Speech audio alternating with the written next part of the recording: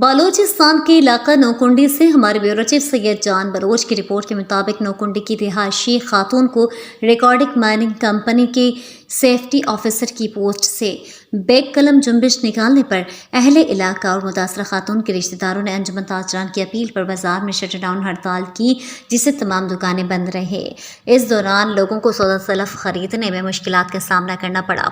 बाद अज़ां एक एहतजाजी रैली निकाली गई जो बाजार के मुख्तलिफ चौराहों से होते हुए मेन चौक पर जलसे की शक्ल इख्तियार कर गई, जहाँ सैयद ताजल शाह, हाजी मोहम्मद मूसा, मोहम्मद सई, हाजी अली अहमद मोहम्मद सई ने शुरका से खिताब करते हुए कहा कि रिकॉर्डिंग प्रोजेक्ट में मकामी तालीम याफ्ता नौजवानों के लिए रोज़गार के दरवाजे बंद किए जा रहे हैं, जो कि अहले इलाका के साथ नाइंसाफ़ी के मुतरादिफ हैं। उन्होंने कहा कि मकामी खातून ऑफिसर की बरतरफी बिला जवाज़ है।